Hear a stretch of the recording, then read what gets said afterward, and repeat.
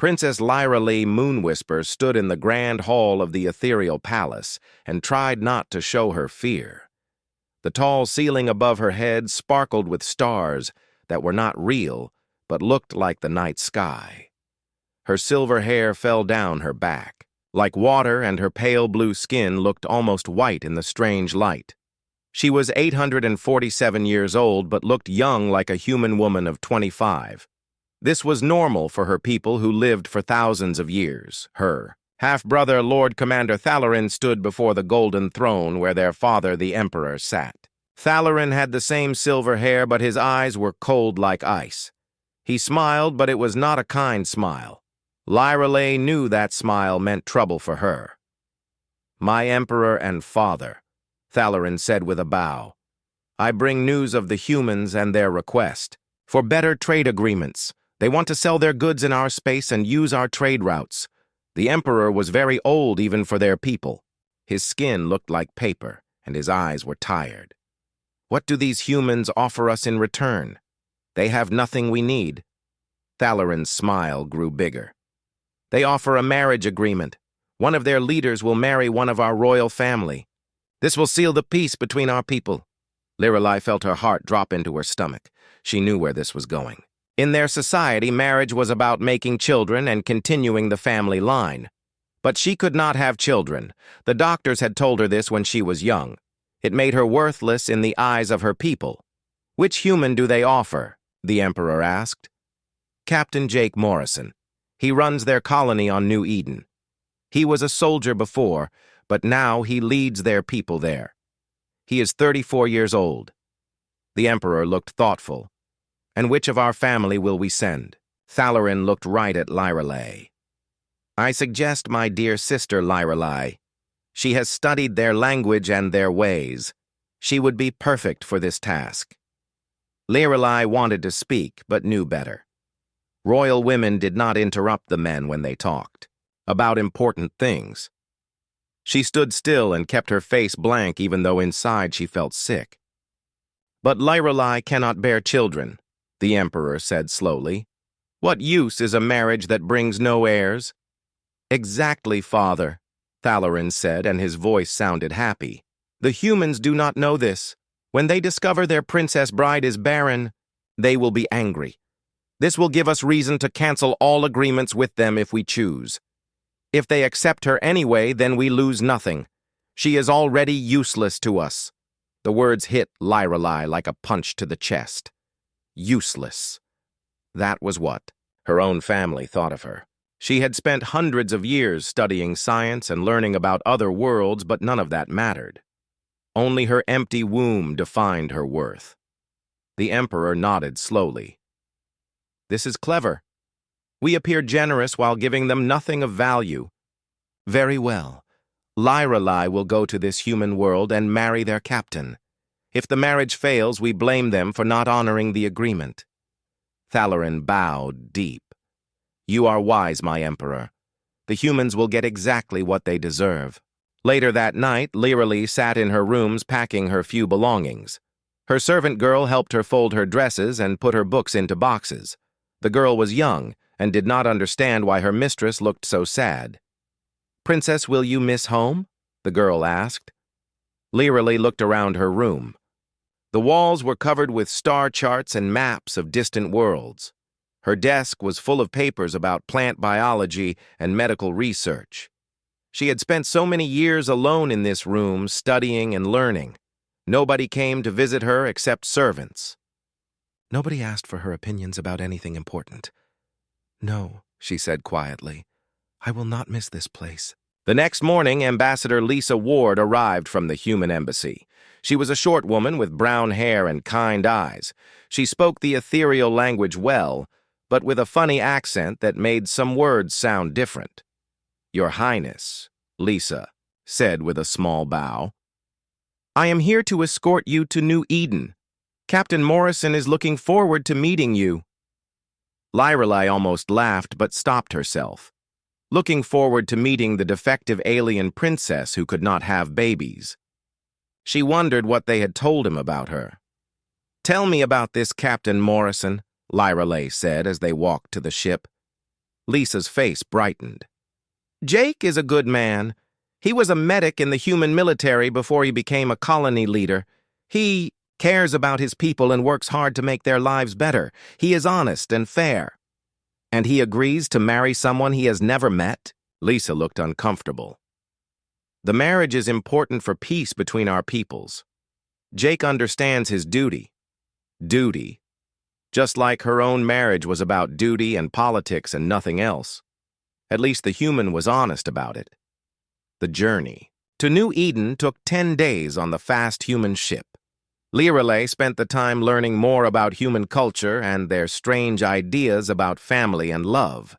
Humans lived such short lives, but they seemed to pack so much feeling into their brief years. They married for love, not just for making children. They adopted children who were not born to them and loved them the same. They valued people for what they did, not just what they could breed. These ideas seemed impossible to Lirelei, but also wonderful. What would it be like to be valued for her mind instead of her broken body? When the ship landed on New Eden, Lirelei looked out the window at a world very different from her home. The sky was blue, not purple, and the sun was yellow, not red. Trees grew everywhere, and she could see humans working in fields and building houses. Everything looked new and busy and full of life. Captain Jake Morrison waited for her at the landing area. He was tall for a human with brown hair and green eyes. His face was kind, but serious. When he saw her, he bowed the way humans did. "Your Highness," he said, "welcome to New Eden. I hope your journey was not too difficult." His voice was deep and warm. He looked at her face when he talked, not at her body or through her like most people did. For just a moment, she forgot that this was all a cruel joke and that she was the punchline. "Thank you, Captain Morrison," she replied. "I am pleased to be here." And for the first time in many years, she meant what she said. Jake Morrison had expected many things when he agreed to marry an alien princess, but he had not expected her to be so quiet. Princess Lirelei barely spoke during their first dinner together. She sat straight and proper and answered his questions, with short, polite words. Her pale blue skin seemed to glow in the candlelight, and her silver eyes watched everything around her like she was studying it. "The food is good," she said when he asked if she liked the meal. "The weather is pleasant," she said when he mentioned the warm evening. "Your home is nice," she said when he showed her around his house. Jake began to think she found everything about humans boring. He had tried to make the house look good for her visit. He put flowers on the table and cooked his best dinner. But she looked at everything like she was seeing interesting bugs under a microscope. On the third day, something changed. Jake got a call from Dr. Susan Clark at the Colony Medical Center. A disease was spreading through the southern farms, and people were getting very sick. The human doctors could not figure out what was wrong. "I have to go help with this medical emergency," Jake told Lirelei at breakfast. "You can rest here or explore the town if you want." Lirelei set down her cup and looked at him with sharp attention. "What kind of disease?" "Fever and weakness. Some kind of infection, but our scanners cannot identify it. 3 people are already in serious condition." To his surprise, Lirelei stood up quickly. "I will come with you." "That might not be safe. We do not know if it affects your people." "I am a biological scientist," she said. "I have studied diseases for 200 years. I might be able to help." Jake stared at her. In all their talks, she had never mentioned being a scientist. He had assumed she was just a princess who spent her time at parties and ceremonies. At the medical center, Dr. Susan Clark looked worried and tired. She was a middle-aged woman with gray hair who had been taking care of the colonists for 10 years. When she saw Lirelei, she looked confused. "Jake, why did you bring the princess here? This could be dangerous." "She says she is a scientist," Jake said. "She wants to help." Susan looked at Lirelei with doubt. "What kind of science do you study?" Lirelei walked to the nearest medical scanner and began pressing buttons. The machine started showing displays that Jake had never seen before. I study how diseases move between different types of living things. Your scanners are looking for human diseases, but this might be something that jumped from local plants or animals. She worked for an hour, changing settings and running new tests. Jake and Susan watched as she made the machines do things they did not know were possible. Finally, she found something. There, Lyreley said, pointing at the screen. It is a fungus that lives in the roots of the purple grass that grows near the river. When humans touch the grass, the fungus gets on their skin and then enters through small cuts. Your immune system does not recognize it as dangerous at first. Susan looked at the results with wide eyes. How did you find this so fast? We have been looking for 3 days. Your scanners only check for things in your medical database. I programmed them to look for anything biological, whether you have seen it before or not. Within 2 hours, Lyreley had helped them make a treatment that stopped the fungus. The sick people began getting better that same day. Word spread quickly through the colony about how the alien princess had saved them all. That evening, Jake and Lyreley sat on his porch watching the sunset. The sky turned orange and red in a way that was different from her home world. Jake had brought out 2 cups of coffee and some of the sweet cookies his grandmother used to make. I owe you an apology, Jake said. I thought you were just a princess who did not know about real work. Lyreley smiled for the first time since arriving. It changed her whole face and made her look warm instead of cold. Most people think that. Even my own family thinks I am only useful for making babies. But you cannot be just a princess if you know so much about science. What do you really do at home? The smile faded from her face. I study in my room mostly. I have written papers about plant biology and disease control, but nobody reads them. I attend ceremonies where I stand quietly and look decorative. I eat dinner alone most nights. Jake felt a strange pain in his chest hearing this. That sounds lonely.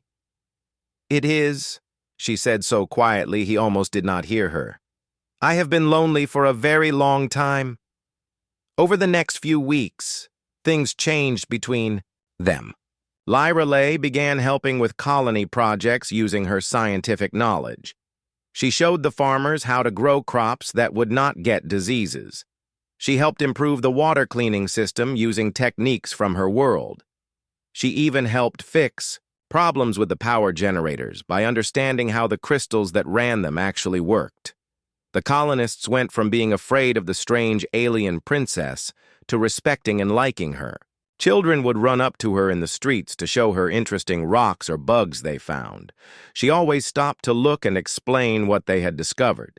Jake found himself looking forward to their evening talks on the porch. Lyreley would tell him about the different worlds she had studied and the amazing things that lived on them. He would tell her about human history and why people had left Earth to find new homes among the stars. Your people are very brave, she said one night, to travel so far from home and start over on a new world. Your people travel between worlds too, Jake pointed out. Yes, but we have the same technology and customs everywhere we go. You humans adapt to each new place and make it your own. You change yourselves to fit the world instead of changing the world to fit you. Jake had never thought about it that way.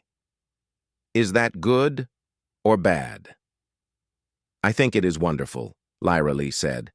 My people are the same everywhere for thousands of years. We never change or grow, but humans are always becoming something new. One evening they were working together in the colony garden. Jake was teaching Lyreley how to plant tomatoes the way his mother had taught him. She was fascinated by human farming methods and asked many questions about why they did things certain ways. Your hand is bleeding, she said suddenly, grabbing his wrist. Jake looked down and saw a small cut from a thorn. It is nothing, just a scratch. But Lyreley was staring at his hand with an expression he could not read. Her fingers on his wrist felt cool and soft. For a long moment, neither of them moved. I should bandage this, she said, but did not let go. Lyreley, Jake said softly. She looked up at him, and her silver eyes seemed to catch all the light from the setting sun. Without thinking, Jake leaned down and kissed her. Her lips were warm, and she tasted like the mint tea she always drank. When they broke apart, Lorelei looked surprised and confused. "We should not do that." "Why not?" "Because this marriage is not real. It is just politics. When your people find out I cannot have children, they will send me away." Jake took her hands in both of his. "What if I do not care about children? What if I care about you?" "You do not understand. In my culture, a woman who cannot reproduce has no value. I am broken." "You are not broken," Jake said firmly. "You are brilliant and kind, and you make this place better just by being here. Any children would be lucky to have you as their mother, even if you did not give birth to them." Lorelei stared at him like he had said something impossible. "You would want me even knowing I am defective?" "You are not defective. You are perfect exactly as you are." For the first time since he had known her, Lorelei began to cry. Tears ran down her blue cheeks like silver rivers. Jake pulled her close and held her while she sobbed against his chest. "I have never had anyone say that to me before," she whispered. Then, "Your people are fools," Jake said into her soft hair. That night they made love for the first time. Lorelei was gentle and curious, and amazed by how different human skin felt from her own. Jake was careful and patient, and told her she was beautiful until she began to believe it. Afterwards, they lay together under the stars that looked different from either of their home worlds. Lorelei traced patterns on Jake's chest with her finger, and told him stories about the constellations she could see. "What happens when your brother finds out we actually care about each other?" Jake asked. "I do not know," Lorelei said, "but I do not want to think about that tonight." Jake kissed the top of her head and held her closer. He did not want to think about it either. For now, it was enough that they had found something real in the middle of all the politics and lies. Neither of them knew that their love would soon change everything in ways they could never imagine. Lorelei woke up feeling strange. Her stomach was upset and her body felt different in ways she could not explain. She had been living on New Eden for 4 months now, and her life had become happier than she ever thought possible. Jake treated her like she was precious, and the colonists had accepted her as one of their own. But today something was wrong. She tried to eat breakfast, but the smell of eggs made her feel sick. Jake noticed right away because he watched her carefully the way someone watches something they love. "Are you feeling okay?" he asked with worry in his voice. "Just tired," Lorelei said, but she was not sure that was true. Over the next few days, the strange feelings got worse. She was tired all the time, and certain smells made her stomach turn over. Her breasts felt tender, and she had to run to the bathroom several times to throw up. Dr. Susan Clark was examining a colonist who had hurt his arm when Lorelei came to the medical center looking pale and worried. "Susan, I need to ask you something private," Lorelei said quietly. Susan finished with her patient and took Lorelei to a small room where they could talk alone. "What is wrong? You look terrible." "I have been feeling sick for a week. My body is acting very strange. I think I might have caught some kind of human disease." Susan asked her to describe what was wrong. As Lorelei listed her symptoms, Susan's eyes grew wider and wider. "Lorelei," Susan said slowly, "these symptoms sound like pregnancy." Lorelei laughed, but it was not a happy sound. "That is impossible. I cannot have children. The doctors on my world tested me many times. My reproductive system does not work properly. Let me run some tests just to be sure." The tests took an hour. Susan used every scanner in the medical center and checked the results 3 times before she believed what she was seeing. "Lorelei, you are definitely pregnant," Susan said in a voice full of amazement. "The baby appears to be developing normally and has characteristics of both human and ethereal genetics." Lorelei sat down hard in a chair and stared at Susan. "That cannot be true. Interspecies reproduction is scientifically impossible. No one has ever documented a successful pregnancy between humans and any other intelligent species. Well, it is. Happening now. You are about 6 weeks along. Lyrelay put her hands on her stomach, which still looked flat and normal. Inside her, a tiny life was growing that was part her and part Jake. It was the most wonderful and terrifying thing she could imagine. "How is this possible?" she whispered. "I do not know," Susan said, "but Jake needs to know about this." Jake was in his office working on supply reports when Lyrelay found him. She stood in the doorway looking scared and excited and confused all at the same time. "Jake, I need to tell you something important." He looked up from his papers and saw her expression. "What is wrong? Are you sick?" "I am pregnant." The words hung in the air between them like a bridge that neither of them knew how to cross. Jake stared at her for a long moment before speaking. "Are you sure?" "Susan ran every test she has. The baby is real and it is healthy." Jake stood up slowly and walked to her. He put his hands on her shoulders and looked into her silver eyes. "How do you feel about this?" Lyrelay started crying again, but this time they were happy tears mixed with scared ones. "I never thought I would have a child. For 800 years I believed I was broken and useless. Now there is a baby growing inside me that is part of both of us." Jake pulled her close and held her tight. "I love you, and I will love this baby." But Jake, this changes everything. When word gets out that a human and an ethereal can have children together, it will shock the entire galaxy. Some people will be happy, but others will see it as a threat. Then we will face it together. That night, they lay in bed talking about what this meant. The baby would be the first of its kind in the known galaxy. Scientists would want to study it. Politicians would want to use it. Some people would see it as a bridge between species, while others would see it as an abomination. "My brother will be furious," Lyrelay said. "He sent me here as a joke, expecting me to fail and embarrass both our families. Instead, I am going to give birth to the most important child in galactic history. What will your father, the Emperor, do?" "I do not know. This has never happened before, so there are no laws or customs to guide him. He could welcome the child as a symbol of unity between our peoples, or he could declare it a threat to ethereal purity." Jake rubbed her stomach gently. "Whatever happens, we will protect our child." Over the next few weeks, Lyrelay's pregnancy progressed normally. The baby seemed to be developing well, and the morning sickness began to fade. But both she and Jake knew they could not keep this secret forever.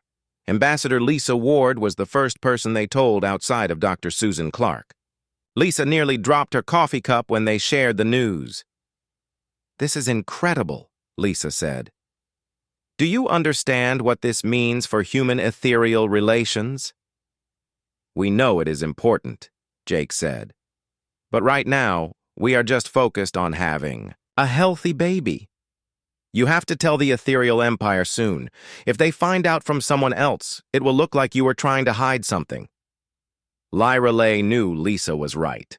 Her people would be watching for news about her marriage, and eventually, someone would notice that she was pregnant. It was better to tell them herself than let them discover it by accident. "I will send a message to my father," Lyrelay decided.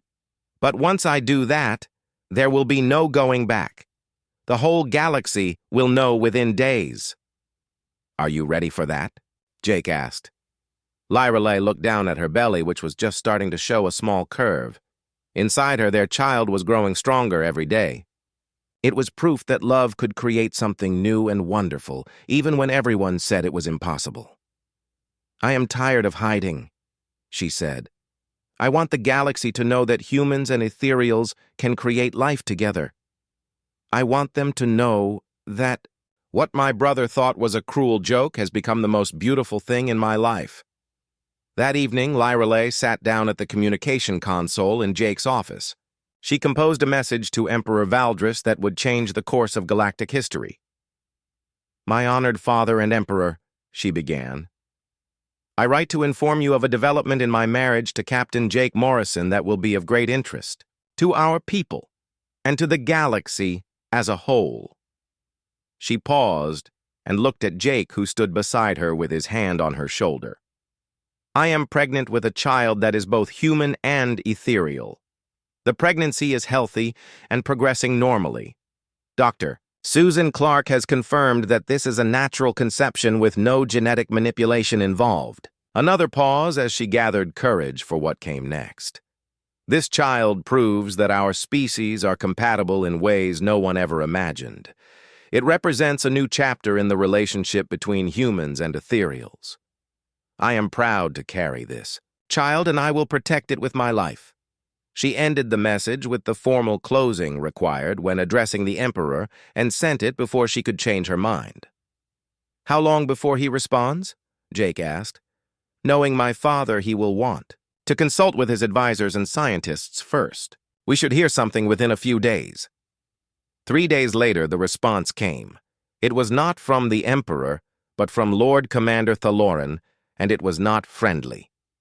"Sister," the message began, "your claims of pregnancy are either delusional or fraudulent. Interspecies reproduction is scientifically impossible. You will return to the capital immediately for medical examination. If you have somehow manipulated genetics illegally, you will face the full punishment of imperial law." Lyrelai read the message twice before showing it to Jake. His face grew angry as he read his brother-in-law's words. "He is calling you a liar." He cannot accept that his plan failed so completely. He expected me to come home barren and humiliated. Instead, I am coming home pregnant with a child that will change everything. "You do not have to go back," Jake said. "We can stay here where you are safe." Lyrelai shook her head. "If I do not return, they will assume I am hiding something shameful. I have to go back and prove that this pregnancy is real and that our child is a gift, not a threat. Then I am coming with you. Jake, that could be dangerous. Some of my people do not like humans. I do not care. You are my wife, and that is my child. We face this together or not at all." Lyrelai looked at the man who had given her love, and now a child when everyone said both were impossible. She had spent 800 years being told she was worthless. Now she carried proof that love could create miracles. "All right," she said, "we go together." The news of Lyrelai's pregnancy spread across the galaxy faster than light-speed communications could carry it. Within hours of her message reaching the ethereal capital, every major species had heard about the impossible child growing inside, the alien princess who had been sent to humans as a joke. On the human colony world of New Eden, crowds gathered outside Jake's house, hoping to catch a glimpse of the woman carrying the most important baby in galactic history. News ships from 12 different worlds requested permission to land and interview the couple. Jake had to post security guards just so he and Lyrelai could have some peace. Ambassador Lisa Ward looked exhausted when she came to brief them on the galactic reaction. She had been working for 3 days straight fielding calls from governments and news organizations across known space. "The response has been mixed," Lisa said, sitting down heavily in Jake's living room. "Some species are calling this a breakthrough that could solve reproduction problems affecting several worlds. Others are demanding investigation into whether genetic manipulation was involved." "What about threats?" Jake asked. Lisa's face grew serious. 3 species have formally protested the pregnancy to the Galactic Council. They claim that human ethereal hybrids could upset the balance of power in the galaxy. The Zephyrian Empire has even suggested that the child should be destroyed for galactic security. Lyrelai's hand moved protectively to her stomach, which now showed a clear bump at 5 months along. "They want to kill my baby because they are afraid of what it represents." "Not everyone feels that way," Lisa said quickly.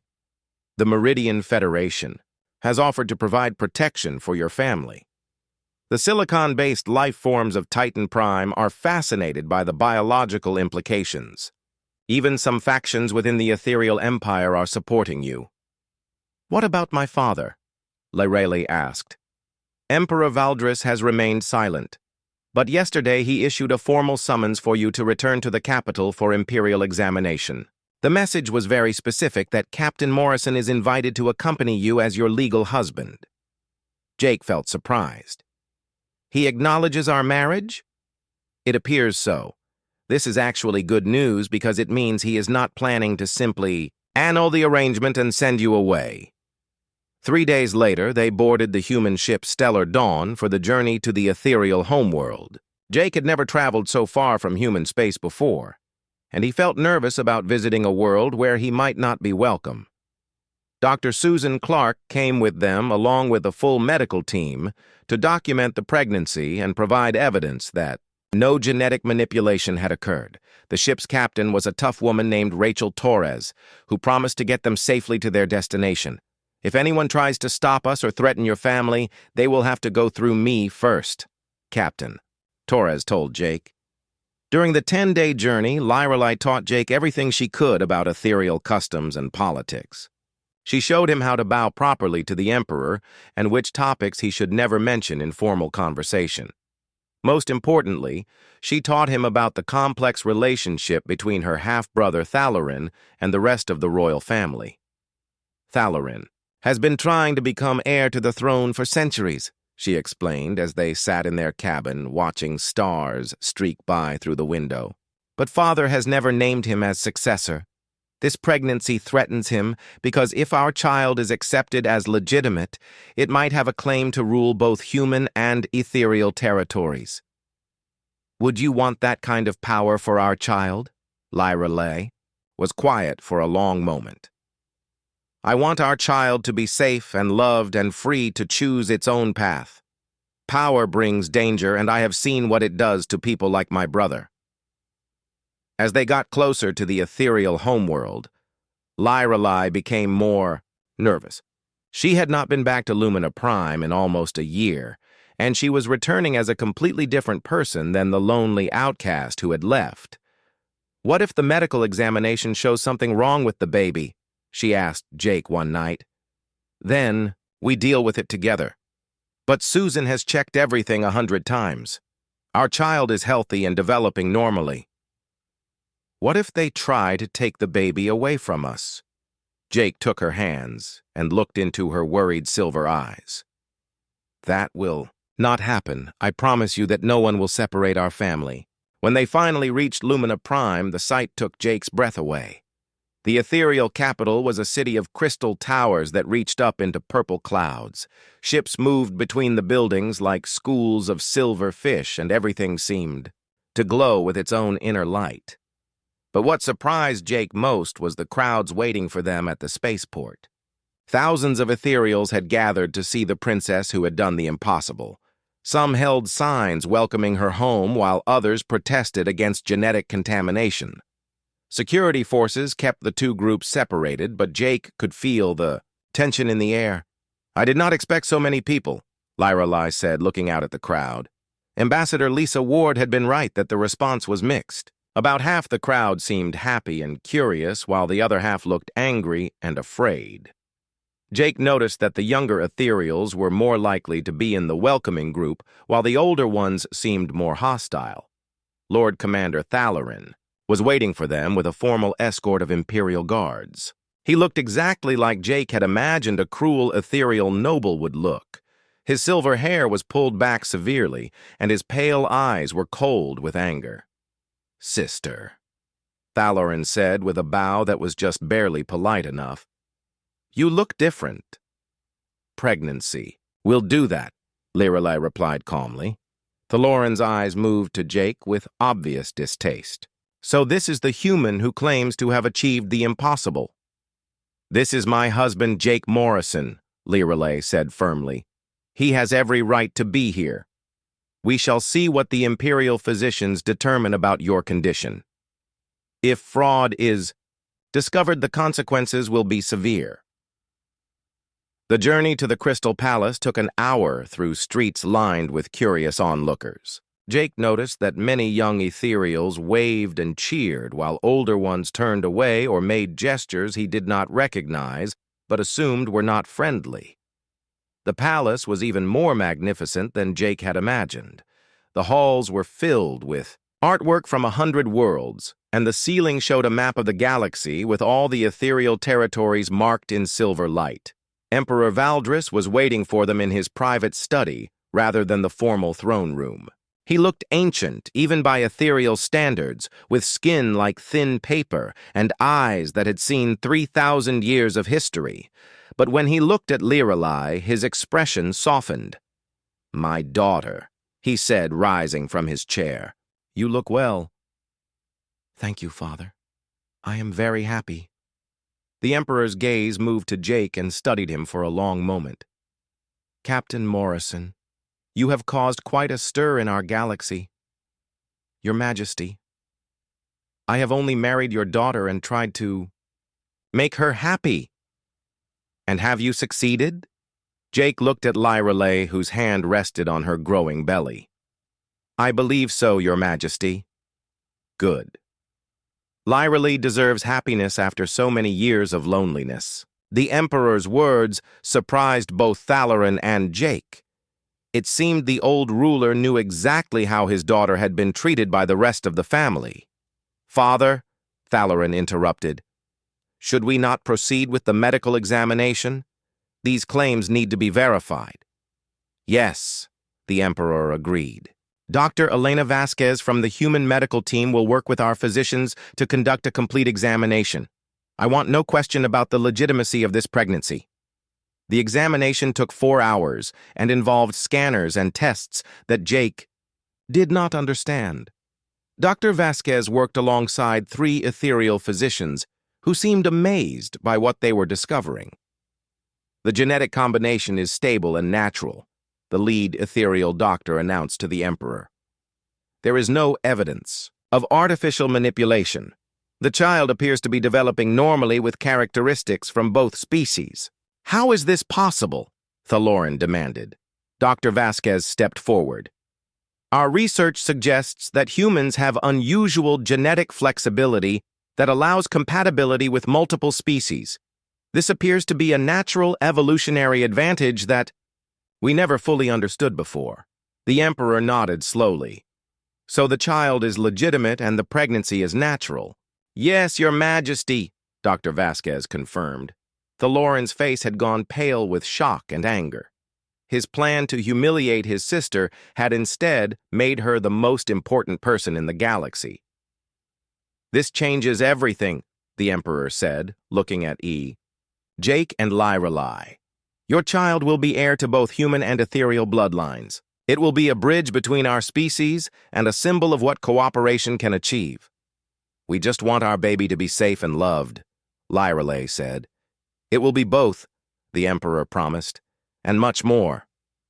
Outside the palace windows, Jake could see crowds still gathered in the streets. Word of the examination results was already spreading, and the galaxy would never be the same. Their child would be born into a universe where humans were no longer seen as a minor species, but as partners, capable of creating new forms of life. But first, they had to survive the political storm that was just beginning. 2 months after the medical examination that shocked the galaxy, Princess Lirelai gave birth to her daughter in the Royal Medical Center on Lumina Prime. The baby arrived on a morning when 3 suns rose over the Crystal City and filled the sky with golden light that the ethereals said was a sign of great fortune. Jake held his newborn daughter and felt his heart expand in ways he had never imagined possible. She was perfect and tiny, with Jake's brown eyes and Lirelai's silver hair. Her skin was pale lavender like moonlight, and when she opened her eyes to look at him, Jake felt like she could see straight into his soul. "What should we name her?" Lirelai asked from the bed where she was recovering from the birth. "Maya," Jake said without hesitation. "Maya Morrison Moonwhisper." Emperor Valdris was the first visitor to meet his granddaughter. The ancient ruler looked down at the sleeping baby with wonder and something that might have been tears in his old eyes. "She is beautiful," he said softly, "and she will change the galaxy in ways we cannot yet imagine." the news of Maya's birth, spread across known space faster than any event in galactic history. Within hours, representatives from dozens of worlds were requesting audience with the child who was already being called the Bridge Princess. Scientists wanted to study her genetics, while politicians wanted to understand what her existence meant, for the balance of power between species. But the most important change was happening within the ethereal empire itself. Emperor Valdris called a formal assembly of the royal court to make an announcement that would reshape the future of both human and ethereal civilization. "Lords and ladies of the court," the emperor said, standing before his golden throne while holding baby Maya. "Today we witness the beginning of a new age. This child represents proof that our species can create life together and build a future based on cooperation rather than competition." The assembled nobles listened with expressions ranging from wonder to worry. Many of the older ethereals still struggled to accept that humans could be equal partners, while the younger generation seemed excited by the possibilities. "Therefore," the emperor continued, "I name Princess Lirelai as my heir and successor to the imperial throne. She and Captain Morrison will rule together as emperor and empress when my time ends. Their child Maya will inherit both human colonies and ethereal territories and unite our peoples under one crown." The announcement caused an uproar in the court. Several nobles protested that a human could not be allowed to rule ethereal space, while others argued that this was exactly the kind of bold leadership the galaxy needed. Lord Commander Thalarin stood up with his face red with rage.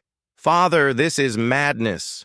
You cannot give the throne to a barren female who has contaminated our bloodline with alien genetics." "Lirelai is no longer barren," the emperor said calmly, "and our bloodline has been strengthened, not contaminated. This child carries the best qualities of both species." "The nobles will never accept a human emperor," Thalarin shouted. "Then those nobles will be replaced by others who understand that the old ways are ending. Captain Morrison has proven himself worthy of respect through his actions, not his genetics." Jake felt overwhelmed by the enormous responsibility being placed on his shoulders. A year ago, he had been running a small human colony, and now he was being named future emperor of the largest space empire in the galaxy. "Your Majesty," Jake said carefully, "I am honored by your confidence, but I am not sure I am qualified to rule such a vast territory." Emperor Valdris smiled. "Neither was I when my father chose me 3,000 years ago. Leadership is not about being qualified, Jake Morrison. It is about caring enough to do what is right even when it is difficult." Over the following months, Jake and Lirelai worked together to prepare for their future responsibilities. Jake studied ethereal law and history, while Lirelai learned about human colonial administration and military organization. Baby Maya grew rapidly and began showing signs of enhanced intelligence that amazed her doctors. The political changes were equally dramatic. The Galactic Council voted to offer humanity full membership with equal voting rights to the major powers. 3 species that had been struggling with reproductive problems requested research partnerships to see if humans could help solve their genetic difficulties. Dr. Elena Vasquez established a new research institute dedicated to studying cross-species, genetics, and reproduction. Her work with ethereal scientists led to breakthroughs that helped several dying worlds restore their populations, but not everyone was happy with the changes. A faction of extremist ethereals, led by supporters of Thalarin, attempted to assassinate Jake and Lirelai when Maya was 6 months old. The attack failed when human and ethereal security forces worked together to stop the plotters, but it showed that old prejudices would not disappear easily. "Some people will never accept change," Lirelai said, as they sat in their private gardens watching Maya play with toys from a dozen different worlds. "Then we will have to prove them wrong by being the best rulers we can be," Jake replied. When Maya took her first steps at 8 months old, she walked between her human father and her ethereal mother, as if showing the galaxy that the future belonged to unity, not division. News broadcasts across hundreds of worlds showed the little girl with silver hair and brown eyes learning to navigate between two cultures that were becoming one. Emperor Valdris lived long enough to see his second birthday, which Maya celebrated, by babbling her first words in both human English and ethereal. The old emperor died peacefully in his sleep, knowing that his empire would continue under leaders who understood that strength came from cooperation, not domination. The coronation of Emperor Jake Morrison and Empress Lyrelei was attended by representatives from every major species in the galaxy. Jake felt strange wearing the crystal crown that had been worn by ethereal rulers for 10,000 years, but Lyrelei held his hand and reminded him that they were writing a new chapter in galactic history. Princess Maya toddled between their thrones during the ceremony, wearing a tiny crown made of both human gold and ethereal crystal. The image of the little family ruling together became a symbol of hope that spread to worlds struggling with their own conflicts between different peoples. 5 years after that first awkward dinner, when Jake thought Lyrelei found humans boring, they stood together on the balcony of the Crystal Palace, watching their daughter play with children from 6 different species in the royal gardens. Maya was now old enough to ask endless questions about why some people had blue skin and others had scales, and why some children could fly while others could not. "Mama, why did Great-Uncle Thalarin have to go away?"